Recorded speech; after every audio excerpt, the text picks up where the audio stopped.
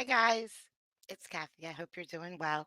So we made it to day 7 p.m. today, and I I can't wait to get to day 14. So let's get through these. Let's get through these so we can get to the later days. Um, the last day 7 a.m. was spectacular. I thought it was great. She rage quit. I do have to pause more often, I think, because I'm really not wanting to get demonetized over George Kelly. Just don't. Absolutely not. So let's get started. Let's go back to Arizona. Back to George Kelly. I don't know if his wife is still on the stand or not. I can't remember. You guys remember though, so you'll know where we're at. Here we go. Seated. Jury's not present. Everybody ready to go? Your Honor, I do have one issue I'd like to correct the record on with the witness, if I may. You can do it on redirect. Okay. Bring in the jury.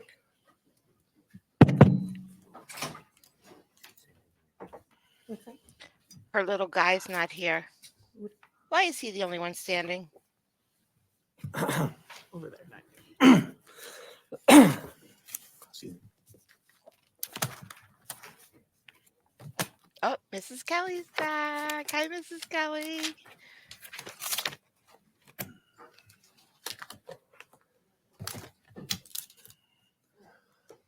She won't let him have her purse. Did you see that? No. She said no. Taser.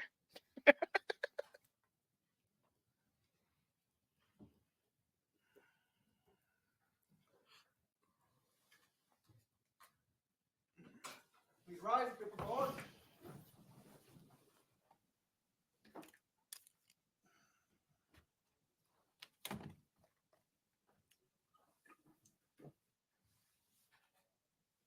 Our guy's not here, guys. Our guy's not here. Everybody needs to stop and wait for our guy to Please come be back. seated. The record will show the presence of all the jurors, counsel, and the defendant. The schedule for this afternoon will be as follows. We'll take our afternoon break at the usual approximate time at 2:45. I think we'll just make that break a little shorter because we're only going to go to 4 o'clock. More or less 2:45 to 3. We'll take a break and come back and finish up at 4 o'clock. That's the anticipated schedule. Any questions about that from the jurors? Very well, thank you. Okay, defense can bring witnesses back on the stand. Defense can begin its cross-examination. Thank you, Judge. All right, I'm going to try to use this speaker. And then if I go out there any reason and you can't hear me, let me know and I'll grab the same microphone, okay? Okay, thank you. While we're talking about hearing, let's Love, everybody can hear you. No one has a problem hearing you. just get that cleared up real quick. Mrs. Kelly, do you mind if I call you Wanda? You may call me Wanda. Thank you. Okay. We've had a chance to talk a few times, correct? Yes, And I got hired and came out to your home and viewed everything. Is that right? correct. Okay. So you've had chance to talk. That's not him. That's not him. Where's our guy? Is he the guy? He's not the guy. He's the other guy. Where's the normal guy? Talk with me, tell me your story, things like that, right? Right. All right. Now, let's talk about the hearing since that was an issue throughout this hearing so far today. In reference to back then, we heard testimony that at a certain time you thought one of your hearing aids might have ran out of battery, correct? Correct. It said low battery. Okay, and then later, the other one, later into the evening, you thought that's when that one also went out, correct? Correct. Okay. And that's after you had a chance to realize and remember that you did have your hearing aids in, correct? Correct. Well, one, Okay. What I want to talk about, though, is after that incident, okay, did you realize that your whole hearing aid had a defect at that time? yes, I do. It Did- was Go ahead. the charge when it was working, the charge would hold for 12 hours. And then the charge when it says charged fully, it would only hold it for about 6 hours. But also, I did not have quality of hearing, so I got in touch with the hearing aid company and they sent me a new pair. About what month was that? I think I got in touch with them the end of March and they sent me the new ones in April. Okay. Does that account for some of the reasons why you were having a hard time hearing things that maybe your husband was hearing? Yes, because now with these new hearing aids, I can hear things outside before he does. I'll say, is that a car out there or is that a helicopter? And he'll say, I don't know, don't hear. Now, So now my hearing's much better than his. okay. But during the time preceding this case, there were a lot of things your husband was pointing out to you that you were not hearing, like your cat meowing or whatever. Correct. My kitten would meow. She'd be in the bedroom and I would be in the living room and I just sit there and Alan said, well, your cat's crying. I said, oh. And so I'd get up and go see What's going on? what was going on. Yes. Okay. So, but at the time of this incident on January 30th, you didn't realize how bad you were hearing or not hearing, correct? That is correct. Okay. And everything you're saying is truthful, right? You did get this replaced. I did. Objection, Your Honor. Calls for the witness to vouch for herself. She asked her if she's truthful. It was in question earlier about Let's just re-ask the question. everything that you're talking about in reference to your hearing right now is truthful, correct? Same objection, Your Honor. Is what? Hold on. Same objection. All right, objection's overruled. She can answer. Go ahead. So you're explaining this truthfully to the jurors now. Correct. Okay. Yes.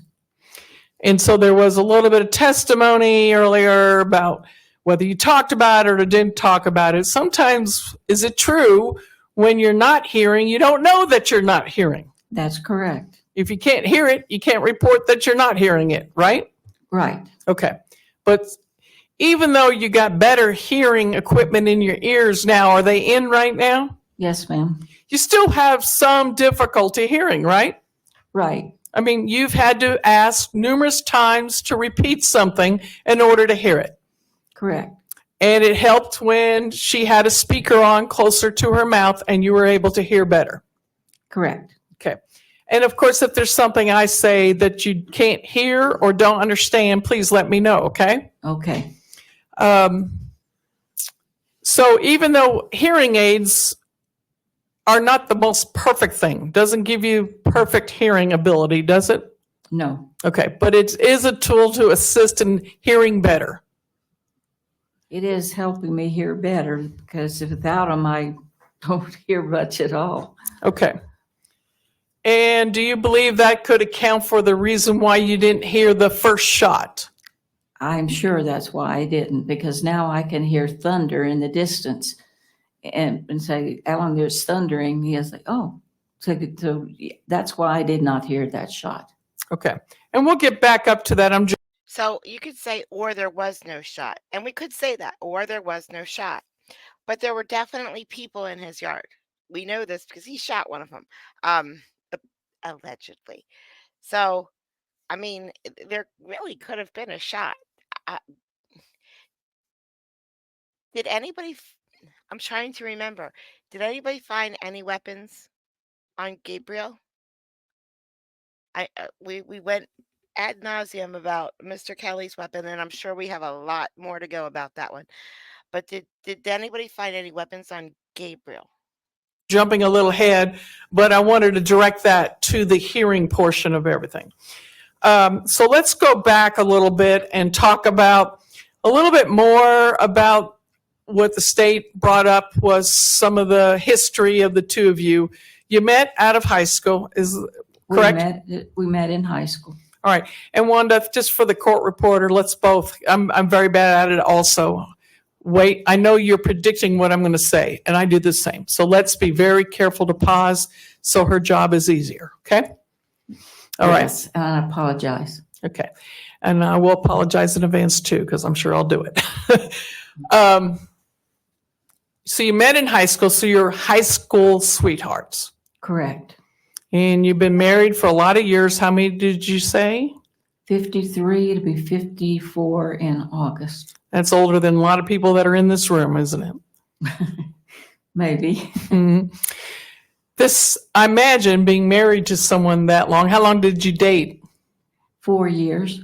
So almost 54 plus 4 is like almost 58 years you've been with around this man. That's correct. Okay. And I would imagine that this whole thing is very stressful. It is. Okay. You know what the charges are, right? Yes, I do. What is the charge? Second-degree murder and assault. I mean, Okay. Aggravated- harassment, something. Aggravated assault. Okay. And you know that's very serious. Yes, I do. And back on January 30th, when people were being arrested, you knew it was very serious then too, didn't you? Yes. And is it true that you wanted to cooperate, but on the other hand, this is your husband? That's correct. I mean, I imagine you must be torn. I didn't hear that. Thank you for asking. I would imagine you must be torn Yes, I was. between wanting to cooperate with the law, is that in your nature to want to do that? Yes, And protecting your own husband, correct? correct. Now, you could have protected your husband and said that they came in with guns and lied about it. You could have, right? Yes, But you didn't do that, did you? no, Did you try to tell the truth to the best of your ability? yes, But as being a little bit older, being more confused between your hearing and just what was going around you, the stress, do you think you did the best you could? yes. Was there anything you were hiding? Hiding? No. Yeah, of information. No information I was hiding. And you weren't trying to be deceitful to anybody. No, Okay. But you weren't perfect. I was not perfect. Okay. And part of it is because, tell me if this is true or not. Part of it is because you learned about things as they progressed versus what you were able to see. Correct? Correct. All right. So in other words, you learned about the first shot through the phone conversation with your husband, Alan, and Jeremy, the Border Patrol guy that you got the phone for, right? Correct. And you heard there was a shot fired. I heard him say that So he's reporting it. to Jeremy. Right. Yes. So when you testified, there wasn't a, was there something? No? Okay. When you testified that there was no shot that you heard, it wasn't because you didn't know about it later or seconds later, but it was, you could only testify to truthful information, Correct. to what you know. To what I know and saw. Okay. And you will continue to do that as we talk. Yes. Okay. So but going back, you've been married that many years. And then you said you got married after college. Correct. What was your degree in? Elementary education. Did you go on to become a teacher? Yes, I did. What, just briefly, but what age group did you mostly teach? Well, I was very fortunate to teach in Hardin, Montana, and it was a 3-room schoolhouse. There were 2 teachers, one through 3 and 4 through 6. And I was fortunate enough to be able to work with the other teacher in, because I'm not very good at math or distances, and she loved math, so she taught math and I taught reading and English. And So this would be elementary level up through 6th grade? correct. Okay. They still have schools that small? I'm sorry. 1-room schoolrooms? Well, it was, there were 3 rooms. We have one room schoolrooms where I live. I live in Pennsylvania, so there's a lot of Amish here. And we have a lot of Amish schoolhouses. Actually, Nickel Mine, that there was a school shooting in a 1-room schoolhouse right here at Nickel Mine. To me, it was not too long ago. I'm sure it was long ago. To me, it was just like yesterday. But yeah, we have 1-room schoolhouses here for just Amish though, just the Amish and Mennonite. She had a room, I had a room, and then there was the lunch room, recreation room. Pretty small. Okay. And then what did Alan get as far as a degree? Alan's degree was in biology. He had all kinds of courses because the plan was he wanted to be a veterinarian and go on to vet school. And so he was like a pre-vet major, biology major, is that what you're saying? Yes. Okay. Did he get any more advanced education after that? No. Okay. And what hindered his plans? I told him, I guess it was about April after we were married there in August. And I said, I'm pregnant. And so our plans had to change because back in 1970, you could not teach school if you were pregnant. You could not substitute. If you were showing, you could not have a job. So therefore, he had to support us because the plan was for me to teach and him to finish his education. So what did he go on to do for his work at that point in time? Well, he was hired by the Fish and Wildlife Service, and he was a fishery biologist. Okay. And how long did he work in that position? Oh, let me think.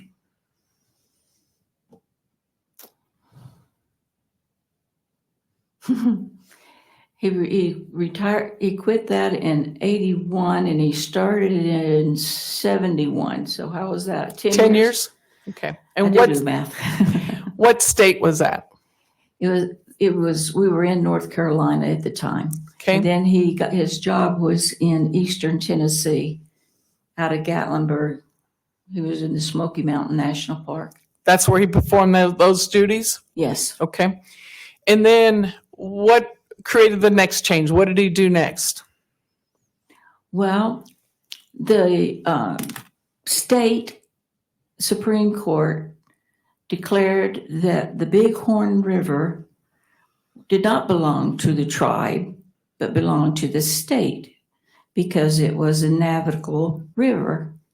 So now it's state property and he doesn't have a job. They wanted to move him to an office, and that would have never worked for him to be in an office. So he got his outfitter's license, and he would take fishermen on the river and bird hunters. Okay. So now you're in Montana. This was in Montana. Okay. And so your dream at first was like he gave tours or guided tours of fishing for people that came up there and bird hunting. That's correct. Okay. And then ultimately you saved your money and opened up a lodge. Correct. Okay. When he brought people out to hunt, was he a big advocate of teaching safety with guns? Yes, he was. And he would tell me about that real quick. Well, he would have them out in front of the lodge, maybe doing some kind of target practice or whatever to make sure that they knew how to shoot. And he was also very strict on about telling them not to shoot at anyone, but to shoot at the birds. And so that was basically his duties. Okay, so as he gets new groups, he went through that with each one to assess their ability and safety ability That's of hunting? correct. Okay, careful, let me finish my sentence. All right, and, but you two made a pact. After so much time, you wanted to address your dream. And what was that again? You wanted to move here? The reason I wanted to move here, Well, you told him from the beginning you could do this for so long, right? And then you wanted for him to commit and let you have a chance to live in Arizona. Ma'am, why even bring Mrs. Kelly on the stand? Why don't you just tell the jury what you think they should know? Is that true? true. Okay. And so at some point in time, did that happen? Yes, it did. Obviously, you're here now. Right. I Okay. got my wish. So he basically said, if you let me do this for so long, I will let us move to Arizona for your wishes. Yes, and we first just came here in the winter. 'Cause Okay. Montana winters are cold. Well, you found your way as south as you can get because you noticed there was snow in the Arizona northern parts, right? That's correct. We were looking for property and we went out toward Prescott, beautiful country, but they had snow. I said, Alan, I'm not leaving Montana to come to the Arizona snow. I want it warm. Okay. So that's why hence- we ended up here. You're at the bottom of the state. Yeah. Okay.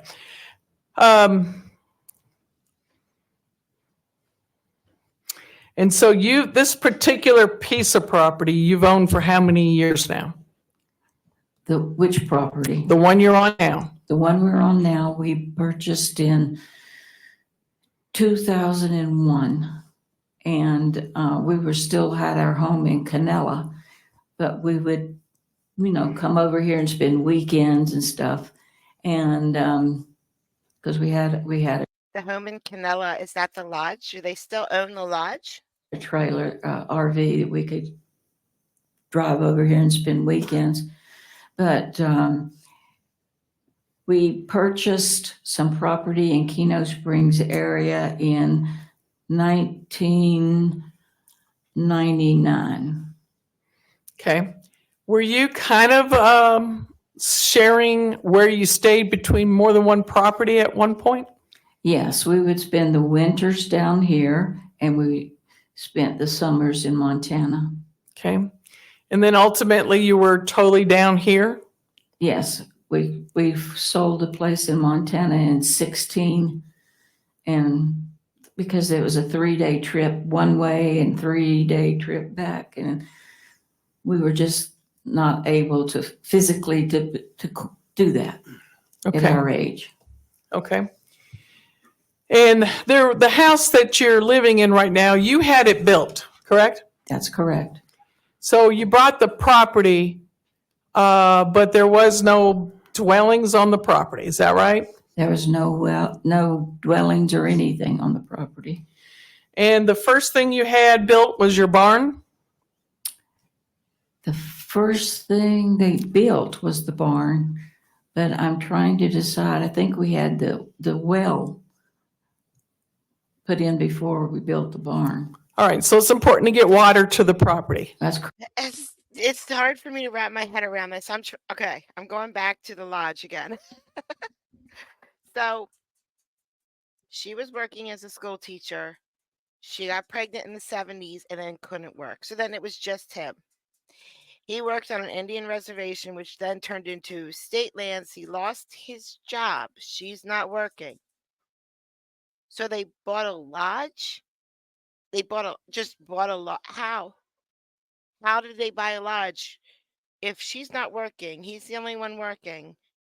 And then they have a couple of properties and he's a tour guide. He was a tour guide for a while. Wow. So okay.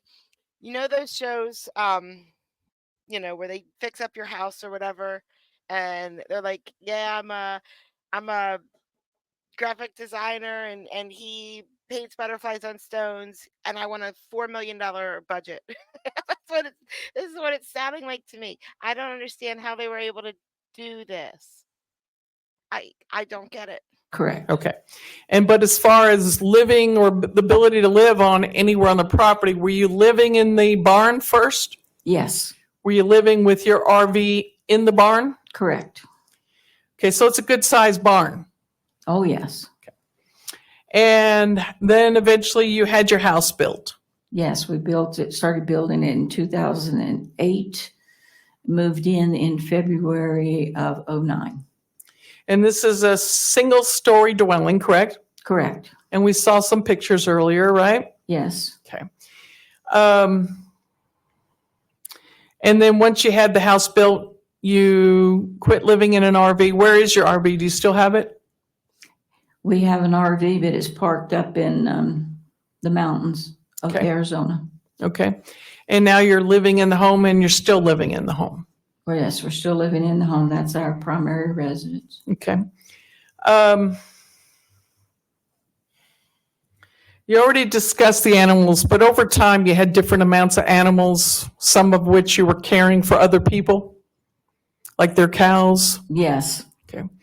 And would you agree that it is important to keep your fencing together? Yes, And why? because the cattle get out, then they're on someone else's property. And out here, you always try to keep your cattle where it's supposed to be because everybody has problems with grass. And they have certain amount of animals they can keep on their property. And if yours get out and get on there, that's not good. So a neighbor would not take it kindly if your cows ate their grass, especially That's in, cor- sorry, that- especially, sorry. let me finish, especially during times that it's more drought-like. Correct. And so that wouldn't be very neighborly, would it? It would not be neighborly to allow them to get on their property. And so would you say Alan took responsibility of checking his fence line regularly Yes, he did.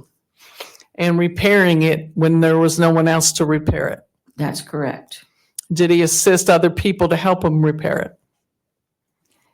We had someone helping until, let's see, I can't remember now, the 2 years we had the big drought down here in the summertime. And we had to, he had help before that. When Okay. we had all the cattle there. He got someone, possibly a young person, to assist with some of this hard labor? I'm sorry. Did he solicit younger people to help him with some of the hard work? We did solicit some sweet young boys from the village, and they would come out and mow the grass and trim the weeds and things like that. Now, before I forget, I just want to ask this before I go on with the story. Is Alan right-handed or left-handed? Left-handed, If he was to eat dinner with a fork, which hand would he use? left, If he was to write something on a piece of paper, which hand would he use a pen with? left, If he was to shoot a gun, would he hold it like a right-hander or left-hander? left-hander, So he's very dominant left. yes.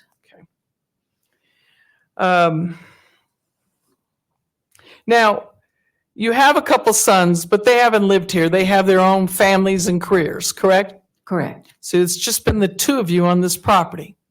correct, And obviously, you're not getting any younger, correct? correct. Now, Alan's use of weapons doesn't surprise you that he would have some around, correct? I'm sorry. The fact that Alan keeps weapons around, that doesn't surprise you, does it? No. Matter of fact, you testified about you having a handgun. Yes, Correct? I did. Have you ever had to use it on your property for any reason? I have For what reason? shot at coyotes that were trying to tree my cat. Okay. Is it also a safe thing to have on you for rattlesnakes and other varmints that might be there? Yes, when I used to walk out there alone with just the dogs, I would wear it because I probably couldn't kill the snake, but I could make a lot of noise and hope he'd run away. And also we have a lot of javelina out there, and they can get very aggressive with the dogs and people. So you just testified that you used to walk. Tell me about that. When did you used to walk? Well, when we moved in the house in 2009, I would walk, and I just get up in the morning, take a walk with the dogs, and be gone for about an hour or so. And Would I this be, enjoyed it very much. sorry to cut you off. Thank you. Would this be on your property? Yes, it's all on our property. How many acres do you own? 170-ish. So you can go in all kinds of directions and walk an hour without a problem. I could go in any direction I wanted to, and there was no problem except for the wildlife. Okay. And why did you stop walking? Or did you? I did stop walking. How come? I got frightened. Okay. Um, Frightened on your property? people Yes, started coming on our property. I can't remember if it was December of 2020 or if it was early in 21. That there were people walking on our property dressed in military garb and carrying rifles. Okay. Now, would you say that Alan tried to protect you a lot, about what was going on the property? Yes, he did. But were you aware? Were you aware what was going on your property? I was aware of some things. I'm sure he didn't tell me everything, but I would be aware if the Border Patrol came out there and said, we going to go down to the barn. We got spotted some folks down there, or other things like that. The incidents that happened, he would tell me, but I'm sure he didn't tell me everything that went on. But you were aware. But I was aware there was a lot going on. Okay. In so much that I would not go walk by myself anymore. Did you see signs like campsites, clothing left behind, stuff like that? Yes, there were down in I call it the wash, you probably call it the arroyo, but this down there in the wash, when I would walk with or without Alan, you could walk down there and you could see where they had left clothing and garbage and water bottles. And Okay. some other things that I won't tell you. Why? Used condoms. Okay. So all kinds of things were found. Yes. And they didn't have permission to be on your property. No. And clearly they had to come through some fence line or something to get on your property. That is correct. Have you ever are you aware of any signs on the property, no trespass, things like that? Yes, there are no trespassing signs posted several places. I don't know all the places because I went with Alan to put out a few of them, but he put out a lot. However, it's a large area and that's hard to cover every single strand, correct? Correct. But you did your best, both We of did. you. He did. Thank you. So you quit taking walks. And so what are you doing? Just staying in the home unless you're with Alan outside? Correct. Now, let's start talking a little bit about your property. May I go to the easel?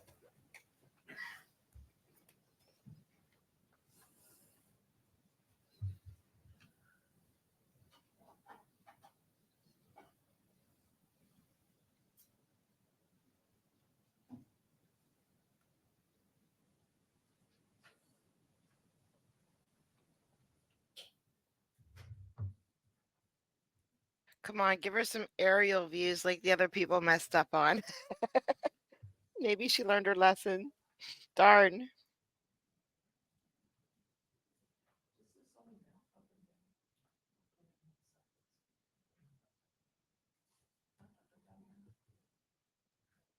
I'm going to slant this a little bit. Are you able to see this? I can see the top part. Is this up a little bit? Yes, that helps very much. All right. As much as I would like this to be a little bit wider, I'm going to condense it, try to reflect everything in proportion. I'm going to draw at the bottom. Your house appears to be somewhat of a rectangle shaped house, is it? It's more of an L shape. L shape, okay? And if I was to draw the L, if this is your backyard, this is your patio, Mm-hmm. would the L go downward or stick up into this direction? The L goes long on the front of the house and then deep on the right-hand side of the house. Okay, but I'm in the back. Would it be straight across your backside? You want to know how to draw it if you're looking at it from the back? Yes. Okay. Make the L backwards. Would the L go down or up? Just straight, go down and over on your bottom of where you want to draw the house. Okay, to show just the back side, okay? So Oh, just the back side? Now, what are you calling the back side? the patio will be back here. Okay, the patio will be there. Then it's just a straight line. Thank you. So a rectangle would be fair, correct? Because you can't see the L shape. Correct. All right. So I'm just going to. Let's find a good-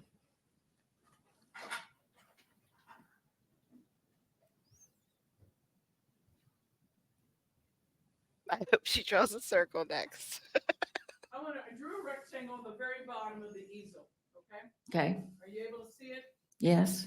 Please, this is not Pictionary. I'm gonna do my best. Okay. Now, again, this is east. Okay, Correct. so your patio's coming off of this. Are you on the same page as me? Yes. When I want to put a few things in placement, okay, just to have a perspective. So there is a place where you have a fence and different fences. Where do you park? We park you park? on the This whole trial is obsessed with parking. I swear to God. west side of the house. Okay, If you're where do you looking park? at east, then we park on the west side, Would be in the front, under the board. under the rectangle, yes. And where's the driveway?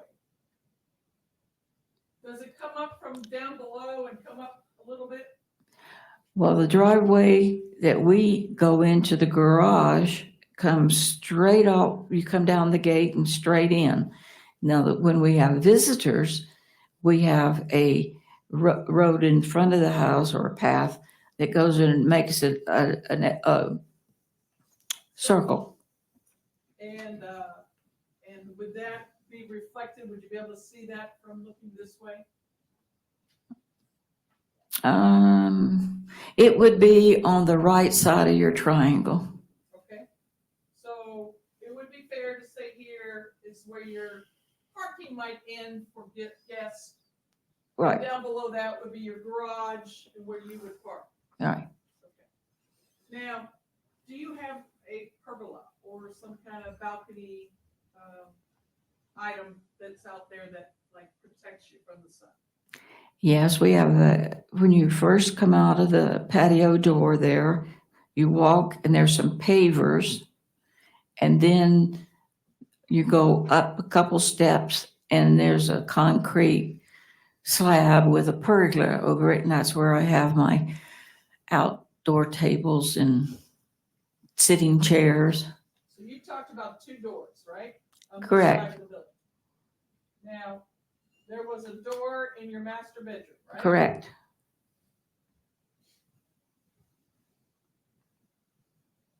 And then you have another door that was off the hall, correct? Correct. All right, I thicken the lines there to reflect the doors. And then I'm gonna put two little X's on this wall because they were your windows at the house, right? Correct. Okay.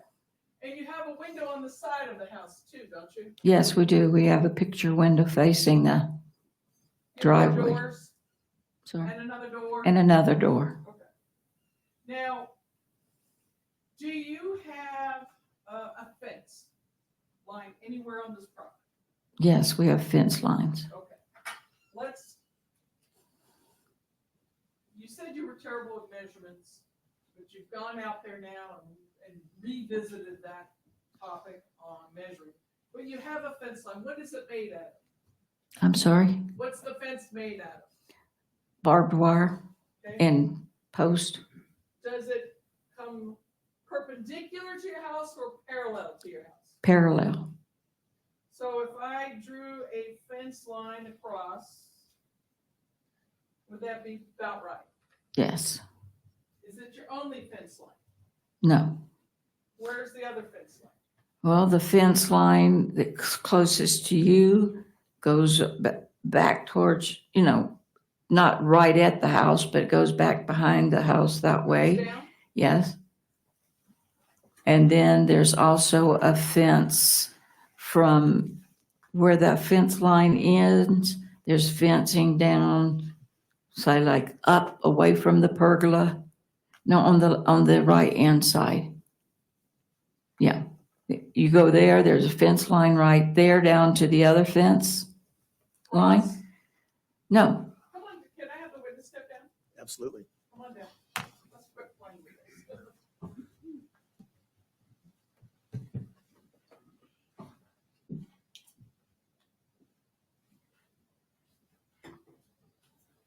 I'm going to ask you to go ahead and help me with this drawing. So what I would like for you to do is finish drawing this barbed wire fence that you would see from the back of your house. Your Honor, I think we probably need a microphone for the witness. There's one right here, counsel. Just turn it on the bottom. Okay, I'll try to hold it for you while you're drawing. okay. The fence line runs down this way, and then it goes back around this way, and over on the property the other way, way over there. Okay. So here's your first fence line. Here's your second fence line. And is there another fence in the immediate area? No, not until we get to the edge of the property up here. Okay. Now, is there a wash or something in the backyard as you look out from here?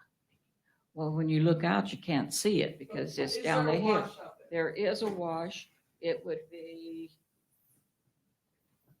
probably down in here somewhere. This is not proportioned, right? All right, if I made this area, Basic locations. if I made this area about this wide, would it be just as far to get to the wash?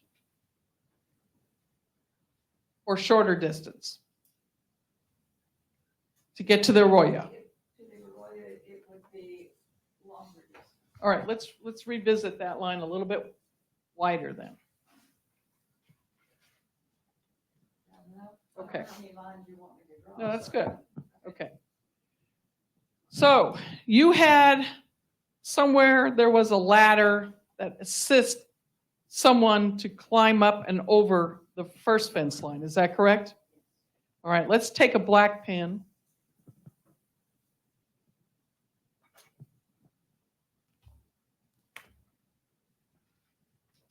And let's just draw like a little ladder. Now, is it true the ladder goes up and then you got to take this other ladder and climb down?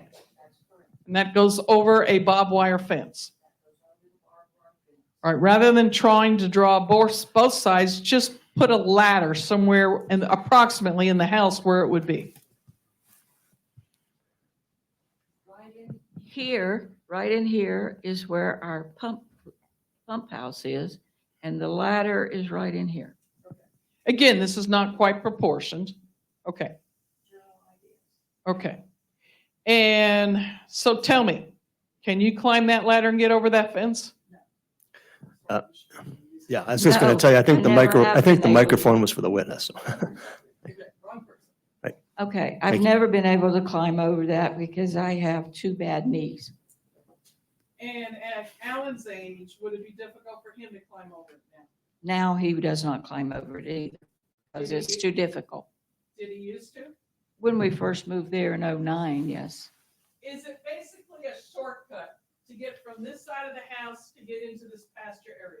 That's correct. It's a shortcut. And what is this area used for? For our horse Sonny. He usually comes up here, there's a gate. Let's go ahead and draw the gate. There's a gate here, and here. And Sonny, we a lot of times leave that one open, especially at night, because Sonny comes up here, we feed him back here.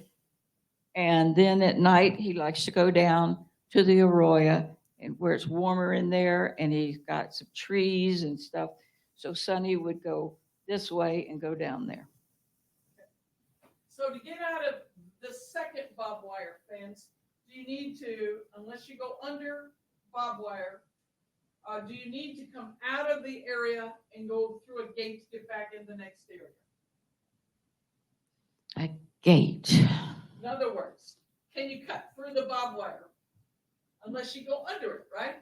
You have to go under it or over it. Right, which is not safe with barbed wire, right? Correct. So if you were walking to get around to get to this area, how would you do it? If I was in here and A little bit over so we can all see.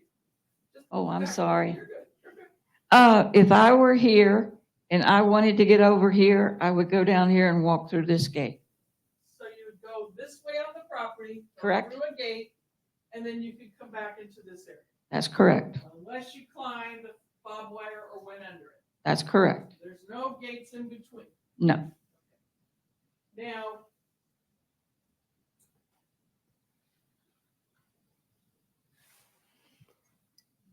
did you have a chance later to locate where the deceased was? I was shown where the deceased was later, yes. Was there initially markings left for people to find it? Tags on trees or anything? There may have been a piece of tape in the tree or a Coca-Cola can or something. It was not marked very well. In direction of the house, again, not perfect. Where was the body found? Okay, it was outside this fence and down in here. Okay, now look at your patio, look at your doors and your windows. Mm-hmm. Is that about right? No, here. Okay, somewhere beyond the second fence, Yes. okay? Yes. And we still have property down here, and a road and everything else, right? Correct, correct. All right.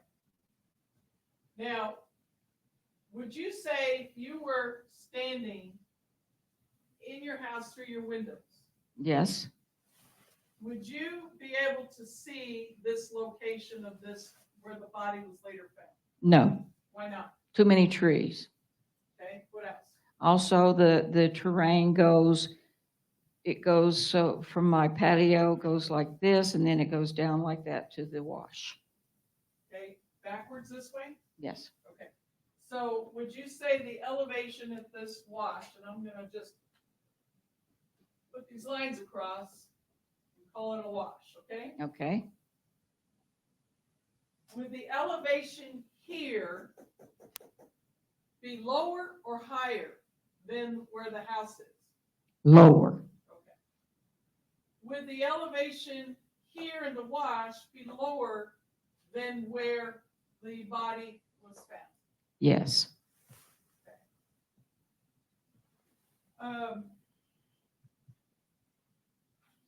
So there's literally a ditch there, right? Yes. And during the rainy seasons, water fills that area up. I haven't seen it because I haven't been here and we had the drought. I was hoping to be able to see it, but yes, I've been told that there, it runs through there and you can tell because it washes the sand out of the wash and over our concrete drive part where we put over the wash to get down to the barn. Let's draw with your black pen the patio covering, the purple.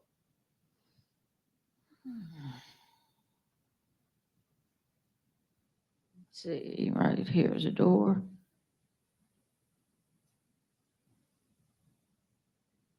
It would be in here. Okay.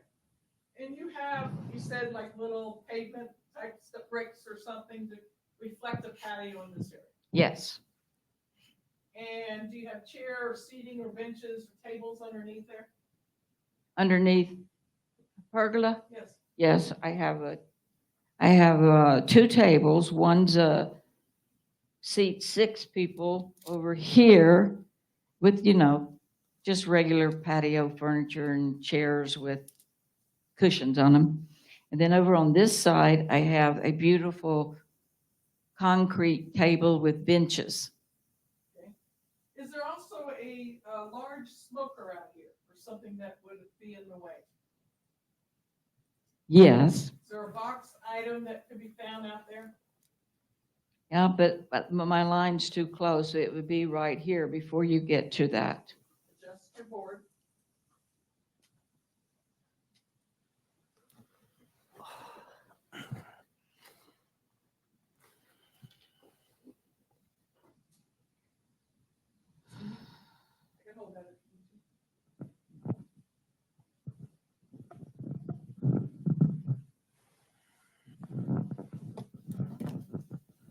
It's about right here. It's a big pit that we had, and it's got concrete sides around it. We've got a grill on it so we can grill, we can smoke pigs or turkeys. We smoked a turkey at Thanksgiving. It was very good. If the ground is the bottom of it, could you use your hand and show about how high it is? About- Yeah, it's about this high for me. Waist high. Yeah, for me. Okay. Your waist is for the court record. Now, this road that later you testified you were able to look out the window or something and see Alan walking towards the barn, where would that be on this? Okay, again, not to size. No, well, and then it goes all the way down, crosses the wash, goes on over here and goes to the barn. And would you agree there's different elevations there? Yes, you go down in the wash, then you go uphill to this, then you go down to the barn. That could account for why someone would be no longer visible?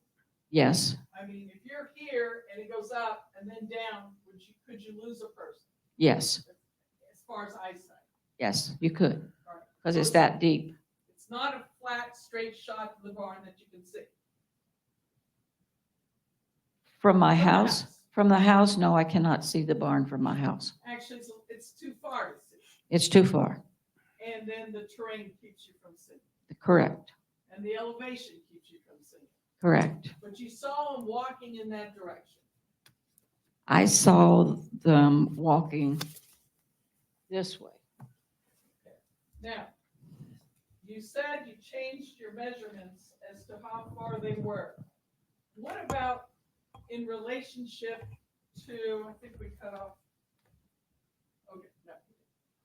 In relationship to the first or second fencing or gate, where were they when you saw them? Looking out the window, picture where you are.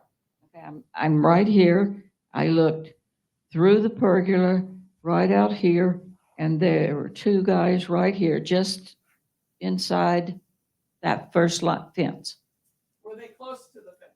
Yes, But definitely on the other side, definitely in Sonny's pasture. okay? Now, and you would call this Sonny's pasture? Well, I do. I don't know. It's just, That's what you would call it? Yeah. Okay. Is this Sonny's pasture out here? yes, Sonny has roams all over the acreage. But when he's ready to be fed, he will come in here and go over here. Now, did anybody of law enforcement ask you to show you where these people were? And I'm talking about, did the detective, did the officers at the scene, did the border patrol at the scene? Anybody ask you to point or show you where these people were? No, So you guessed so I guessed. based on the distance. And as I said, I was measuring it by TV. They have the cameras and show the football field. It's about that. Yeah, that was about that high. But an actual football field, I told you, I have not been on in 34 years. So So yards would have been inappropriate, feet would have been better. correct. But you know for sure it was on the other side of the first fence. Yes, because there's 3 metal posts right here, and they were walking right there behind them.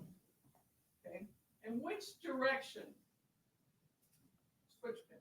Okay. See if I gave it a good one. Which direction? Put an arrow. Which direction were they heading? Start it. Let me give you the. There we go. Okay. All right, let me fix your arrow a little bit for you. Just put the arrow wherever you want. Yes. Just forget about where she put it. So they are not heading east. They're definitely between the two fence lines. Correct. And so they are heading south direction. South, yes. Now to go towards the wash, that would be a little bit southeast. Yes, yes. Oh, whoops. Correct. Right over in here would be the southeast part.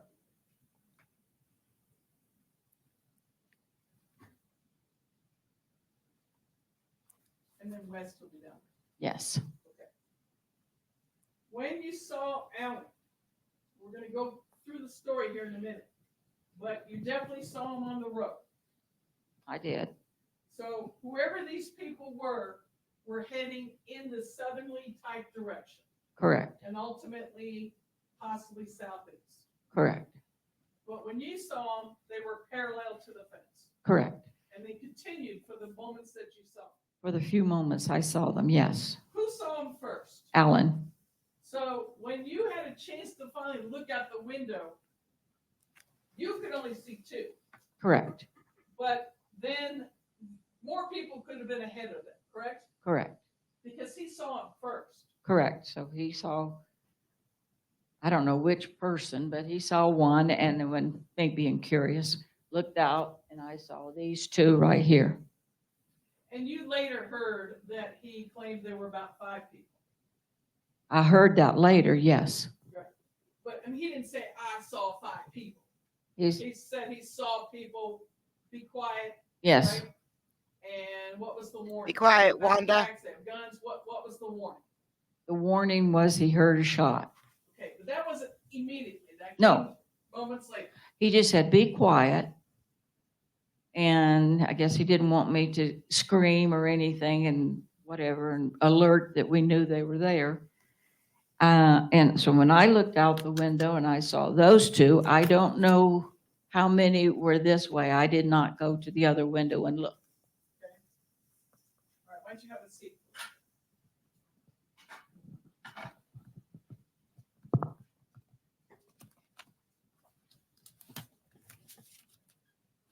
I'm gonna point back to the house and out here on your patio door. If you were standing out there and you have the deceased, out here, let's see, where? Well, we moved, We yeah, moved the fence. Let's fix it. That's confusing.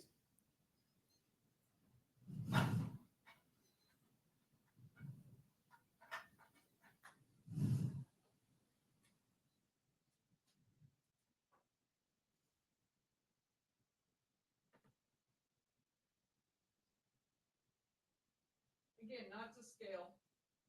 correct, And then somewhere out here is a deceased person. Correct? I've labeled it D for deceased. all right, correct, All right.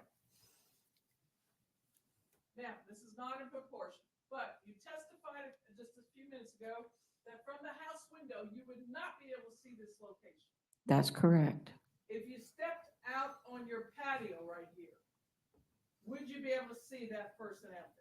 No, If you put camouflage clothing and color, like tans or light greens or whatever color they had on, would that make it even more difficult to see that person? I would think so.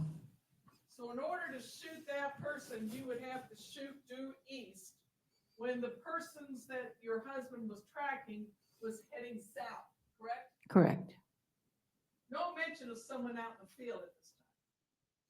You don't even know about this. Don't know about them yet. As far as you know, he didn't know about it because how could you see it, right? Right.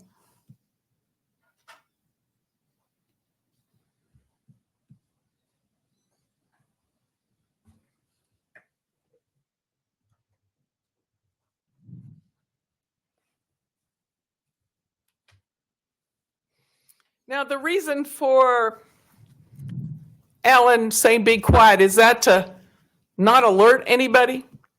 Correct. Okay, now you're in the house, and let's put up a photo first before we go there.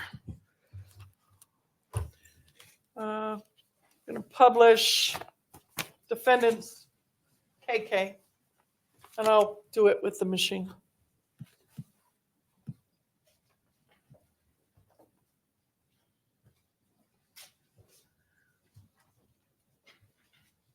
Thank you.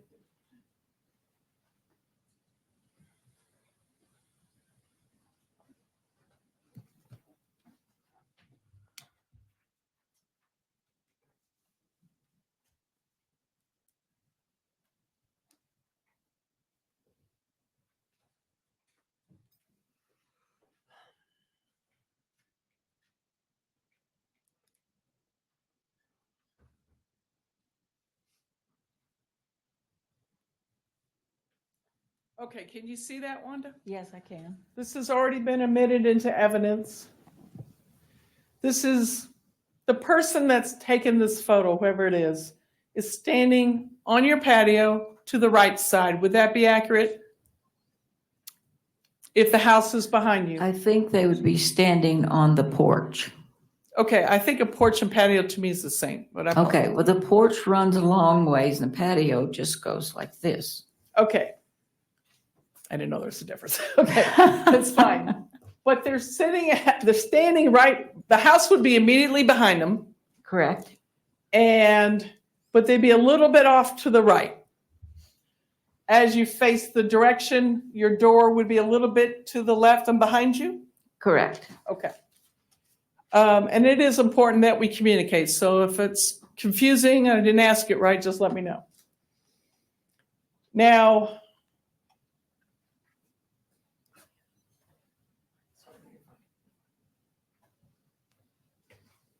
there's a lot of stuff out there, isn't there?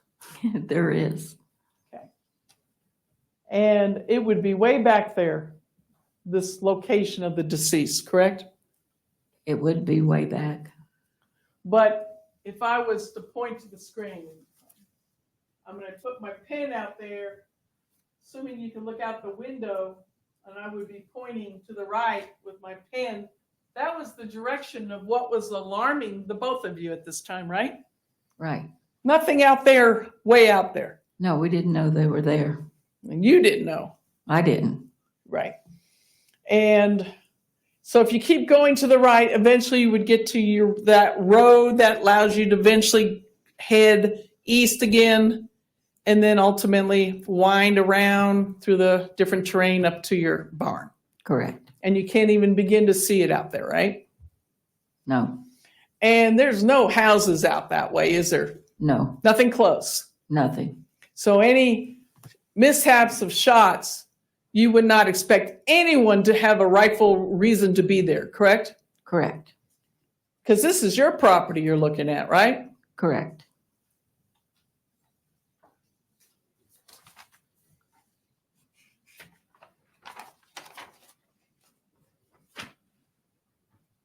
What are we looking at on this photo? Same exhibit.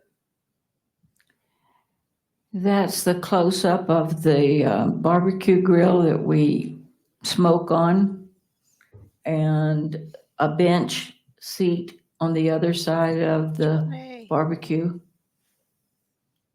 Let me point to something on the screen. Can you see my hand okay? You see a post? Yes, I see the post right over the left-hand part of the barbecue. Is that the post that carries the barbed wire? That is the post that carries the barbed wire. Is that the first fencing that you would see or come across from the house? Correct.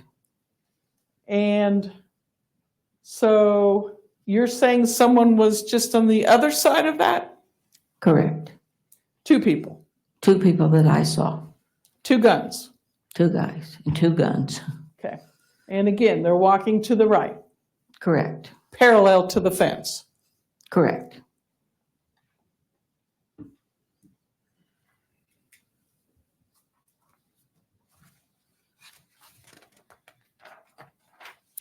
Let me show you a side picture of it. I think you could figure this. Well, no, this is the rear. Again, let me change that. Let me strike that. Here's the side.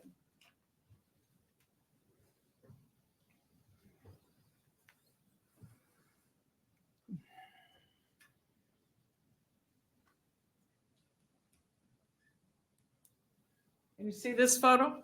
Yes, I can. Same exhibit. What are we looking at? Well, this is the edge of the wall that I have around my front yard. I had Ellen, when we built the house, put me a wall there so I could have some plants in there. And I didn't want to look out at weeds all the time. And then you see to the left where that concrete wall ends, then you're back over here with the smoker. And I'm going to point to it. Tell me if this is still the smoker. Yes, Okay. And then If you go kind of, Okay. On a scale of 1 to 10, if you're on the jury, how bored are you right now? How much are you paying attention to the smoker and everything? How are they paying attention? like 2 o'clock on, 1 o'clock, 2 o'clock on, you would be heading east through your field, correct? Explained about the 2 o'clock. Okay, if I go in this direction, because we're on an angle, right? Is that going out into the field?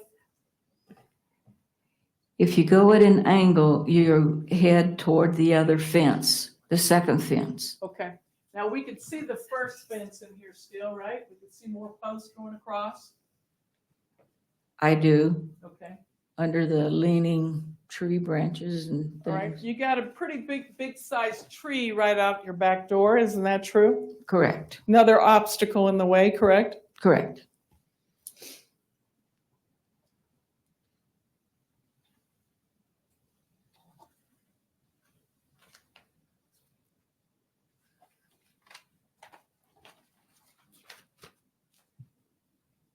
And another photo from the same grouping of evidence. Does this show the terrain looking out? I'm sorry, I'm sorry, too. Does this show the terrain, what the environment looks like looking out? correct. And is this to the left still the smoker? That's correct. And you can clearly see the fencing here, even though the camera may be zoomed a little bit, but it's right there, isn't it? Yes, it is. And these people are right on the other side of it, right? Correct. The fence is right along the line where the grass is taller on one side and short on the other. The fence is right in that line. You're referencing this grass? Yes, Okay. And so if you were tracking these people to the right, this picture would be tracking with it, wouldn't it? correct. This would be, if your house is behind you, out the back door, to the right from the house with behind you, this would be following the direction of the two people you saw. Correct.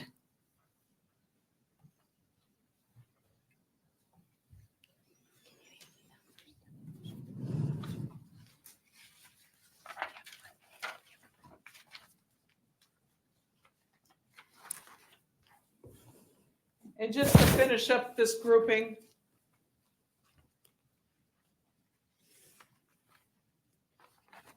right off your porch or patio, whatever you called it, there is a little area here, Yes. and you do planting in there? Do You- what? Do you do planting in there? Yes, we had a huge prickly pear right there. You could see on the right-hand side near the bottom, there's some scrubby stuff with rocks. What happened to that The prickly? prickly pear was right near that and it died. And so we Did he shoot dug it? took it it up out. and planted a rose bush.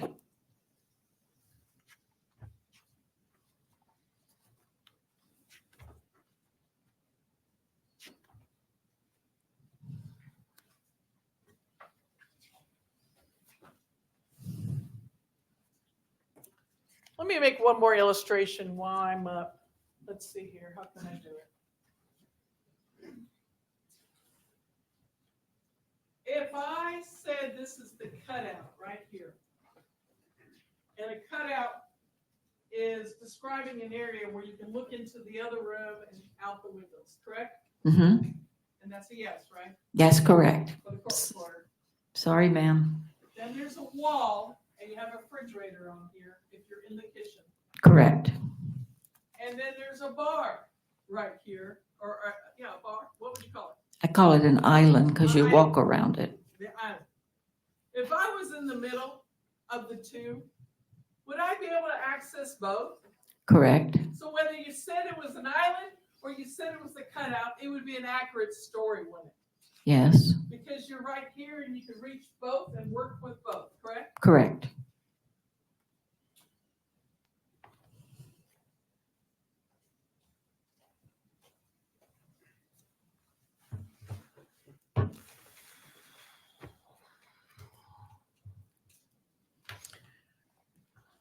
So you're eating lunch, you ate lunch, and he came in to eat lunch, is your testimony, correct? Correct. And he makes this nasty sandwich. Oh my gosh. How dare she disrespect that sandwich like that? I hope he loses now. How dare, okay. I hope everybody in the jury is equally as offended as me and Mike Psycho right now for her disrespecting that sandwich. I'm appalled. Right? That you Yes, don't- he does. Okay, let me finish my sentence. And you, after eating, allowing him to do that, you went into the living room, correct? Allowing Correct. He said he didn't need any help making his sandwich, so I walked around into the living room. Okay. Now, if the cutout was where I just illustrated, in front of the first two jurors there, Correct. and then the kitchen continues with a refrigerator and a wall, right? Well, if that's the cutout, no, I have to get my bearings. If this is the cutout, are you going to be standing in the kitchen? Yes. Or are you, and so you're going to be standing in the kitchen looking into the living room? Okay. Let's make sure we're communicating. That's correct. Because I've got to figure out which location is where your refrigerator is. I'm in the kitchen. Correct? I'm looking out the cutout. I'm eating my sandwich. Okay. Okay. Can I look into the living room? Yes. Can I look onto the TV? Yes. Can I look outside the windows? Yes. If I walked a little bit this way, the cutout stops. Correct. And what do we have here? The refrigerator. Okay. And eventually the wall will end, correct? Correct. What will be right here? Your dining room table? Your kitchen table? Kitchen table would be over here. That's the kitchen cutout over here. Right. Wait a minute. You say the refrigerator is where you are, then the dining room table, yes, would be right beyond that. And your sinks will be over here, is that right? Correct. Okay, now are you acclimated? And nice. Yes, yes, I'm sorry. That's okay. So here's your cutout. Then you got a full wall. Correct. And you got a refrigerator. Correct. And your dining room table's out here to the right. Yes. But you got a doorway right here. Yeah, correct. And you can go into this room through this doorway, right? Correct. That would be the only way to get in, correct? That's correct. From this location of the kitchen. Correct. And then we see, and we saw some photos earlier, a couple of chairs, a recliner chair and another chair, right? Correct. Okay.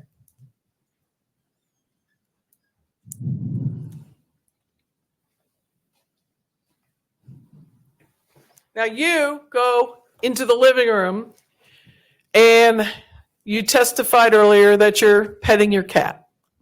Correct. And she's on top of the bigger reclining chair, which was Alan's chair. Correct. And she likes that little cushy spot.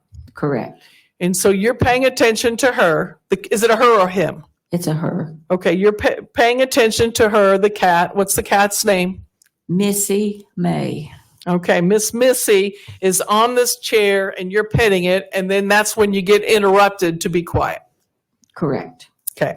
At that time, you know Alan's in the kitchen and you know that he's there by that cutout, right? Correct. Okay. So Alan, what direction does he come out of the kitchen? Yes, after he told me to be quiet, he came out of the kitchen, past me where I was at the chair, and he said, I don't know what your question is. Okay, but that's fine. That's where you get alerted. Yes. And he starts to react. Yes. Okay.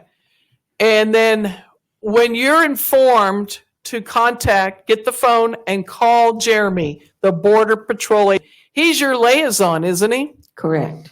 He's the go-to person when there's issues. Correct. And you know and aware that that's a regular thing to have to do is to contact Jeremy, Correct. not the sheriff's, No, it's Jeremy. Border Patrol's issue. okay? And Border Patrol is your liaison and your contact. Correct. And they advise you. Is that true? They did advise us in the past, yes, Okay, so you knew you could count on their advisory opinions, right? correct, You report things that you all see. yes, They report things that they see. correct, And so this is what you both knew to do. correct. And where did you get his number? It was on the front of the refrigerator. So I had to walk from the living room at the chair where my cat was around to face the refrigerator and dial the number. Okay. Meanwhile, Alan's heading towards the little hallway and to the back door, correct? Correct. And you're trying to get him on the phone. Did you say, hello, Jeremy, hold on? Or did you just pass the phone upon hearing his voice? I dialed the number, quickly walked toward where Alan was, and when Jeremy answered it, I just passed it to him. I don't remember saying anything to Jeremy. Okay. And then Alan took it, and that's when you were able to hear a little more information about what he saw, Yes, which included a shot. He heard a shot. correct. Okay. And he's reporting it. Yes, he Yeah. is. And he's acting very concerned. Correct. And you know when Alan's concerned, don't you? Yes, ma'am. Okay. I mean, he's a kind of a man's man, isn't he? He's what? He's kind of a man's man. That's correct. That's correct. He doesn't like to show emotion, No, but you know. he does. I know what his emotions are. Okay. You've lived there long enough with him. Correct. And when he's concerned, do you get concerned? Oh, yes. Okay. After he finishes the call, is it a quick call? Very quick. Okay. After he calls or speaks with Jeremy, and he does speak with him, right? Correct. You could hear your husband's voice telling him what's going on. Correct. And then he passes the phone to you. Is that right? Yes, he hands it back to me. Okay. And he goes out the door after grabbing his rifle that's kind of leaning up against the wall. Correct. Is this gun, this rifle of his, which you know what it is because he's told you, I'm assuming, can it be found at different places in the house depending on what door he comes in? Correct. Does he usually carry his rifle inside the house? He does bring it inside and he'll hang it on the coat tree or put it somewhere because he doesn't carry it around in the house. Okay. And so depending how he comes in and whether he'll be going back out makes the difference on where the gun might be? Yes. Okay. In other words, if he's in for the night, he may put it somewhere else. Correct. He has a night spot. Okay. And so when he goes out at this point in time, I want you to really reflect. I want you to think back. What is going on emotionally with you right now? Tell me what you're really feeling at that moment. When he walks out the door, With the gun. You haven't heard With the nothing gun. yet. You heard Jeremy's call. I heard Jeremy's call. Alan walked out the door and I am closing the door, but I am absolutely terrified. Mainly these guys here don't have permission to be on our property, but they're out there with these guns. And then Alan goes out to make noise. Okay, let's slow down a little bit. Okay, As he's walking out, you now know there was a shot fired. correct. Does that He heighten? told Jeremy that. Hold on, let me finish my sentences. I know it's hard. Does that heighten the situation? Does that elevate your concerns? Correct. Okay. So what was, oh, there's a guy there or a couple guys or whatever now becomes a shot fired. Correct. So, and I don't want to skip the part, but you did, as you testified with the state, walk around a little bit closer to the left window from within the house and looked out, and that's when you did see the two gentlemen. That's correct. Is there any doubt about the fact that they were in camouflage versus green or brown? There's no doubt. Okay, so you just couldn't remember whether it was like an army green or a light green versus a brown or a tan, but you knew it was camouflage clothing. Yes, you could see the camo Okay, the pattern. pattern, yes. Okay. And you could see the backpacks, I could see the backpacks. and you saw what appeared to be rifles, Correct. and you just don't know what kind, Just a rifle. but you described it, it could have been like, It An could have AK. been. I would Mhm. also be But able to you say don't know the rifle, differences. but I wouldn't be able to distinguish what kind of rifle. I would be able to say, handgun versus rifle versus maybe shotgun if it was close enough to see. Um, and I also wouldn't remember the colors. I would be able to register in my brain that's camouflage, but I probably wouldn't remember colors. I just wouldn't. I don't. and that's what you were trying to tell earlier in your testimony. That's correct. Okay. So you're doing your best to describe that to different people, Correct. but no doubt about the camouflage and the two men and the guns and the backpacks. No doubt about that at all. Okay. And you have been trying to tell everybody the same thing, Correct. but we got some different stories. Officers wrote different reports. Is it possible that they took what Alan might have said and put it where it was, saying that you said something? Objection, Your Honor, calls for speculation. Sustained. Any of the words that were described, like the number 5, you said you didn't say anything about 5. Have you heard that number 5 coming from Alan? Your Honor, I- same, that's objection hearsay.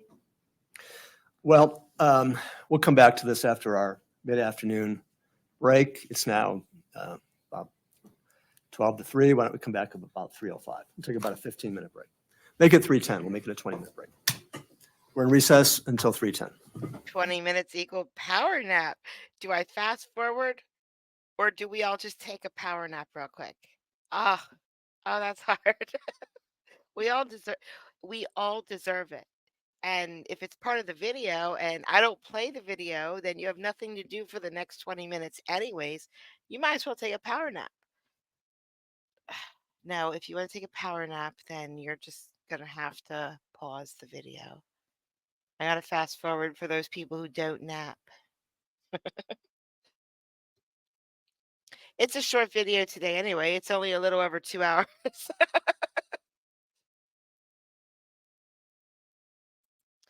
All right, we'll start it there. That way you can at least nap 30 seconds if you're good at it. Thank you. Please be seated. We can bring in the jury.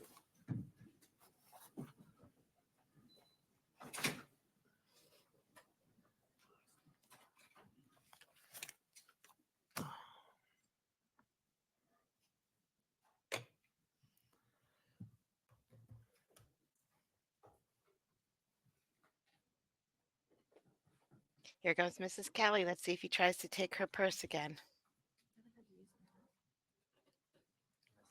Hey, he knows better. She trained him well. It only took one no.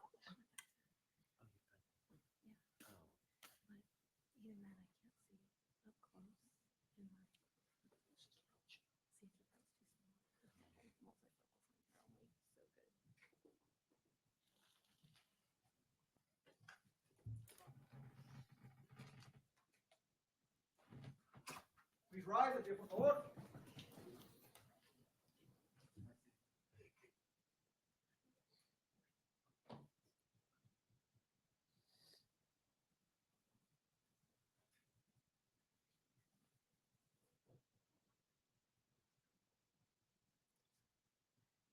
Everyone, please be seated. The record will show the presence of all the jurors, all counsel, and the defendant. And Ms. Lothorpe, you can continue your cross-examination. Why don't we, if you're going to continue to engage on the same line of questioning, let's just start it over again so we could do a little rewind on the question and the objection. The confusion. Thank you. So there was, the state asked you questions in reference to what the different police officers wrote in the report. You remember all that? I remember the questions about the police officers' reports, yes. Okay, and she showed you reports to review and you denied saying some of that stuff, right? Correct. And I used the example number 5, meaning 5, whether or not there were 5 people, 5 guns. I don't know, it was used in different ways, and you said you didn't say that, right? I didn't say that to any police officers, no. Yes. So my question is it possible that 5 subjects that were running came from Alan's statements to the police? Objection, foundation. I agree. Objection. Sustained, like when, where, and Duh. what conversations. And Your Honor, same objection if they're going to attempt to elicit hearsay testimony regarding what Mr. Kelly may or may not have told her. May I say something? You can't preemptively. Your Honor, this is not being offered for the truth of the matter asserted. It's being offered to show and to address the impeachment that the state tried to use. It's not reflecting that she believes there were 5 people, but that the different things that were stated came possibly from Alan and confused it. There is abso-freaking-lutely no way Mrs. Kelly can testify if it accidentally came from Mr. Kelly. There's no way for her to know that. This is stupid. And Your Honor, that's simply not true because what they're asking for is a statement that they believe that Alan made. So it is being offered for the truth of the matter asserted, and whether there was confusion based on a statement they believe was made. Your Honor, that's for the jurors to decide those facts. The objection to hearsay is overruled. The objection to foundation is sustained. Thank you, Your Honor.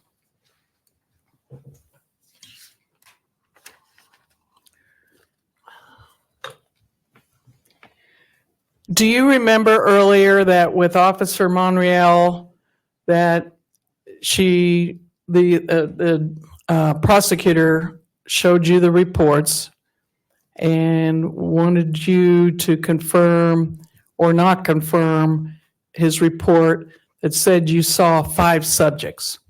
I remember that, Okay. And you denied that, right? correct. But that number 5 has also been reflected with your with Alan's statement that there were 5 people. Your Honor, don't know. objection, same objection. It's overruled. I don't know what Alan told the police officers. But did you personally hear that in his statements, talking to different people, that he saw 5 people? Your Honor, Yes. objection, hearsay. To that question, the objection is sustained. And Your Honor, move to strike the witness answered prior to the court. Denied. She said she didn't know. So. That's not what she said just now.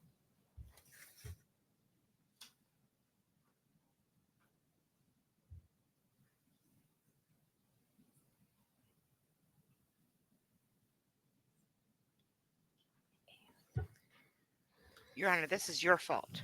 Period. On that evening of January 30th, you had a chance, you talked to some officers, right? You just don't know which ones. Correct. And did you also observe Alan talking to the officers along at the same time period? Correct.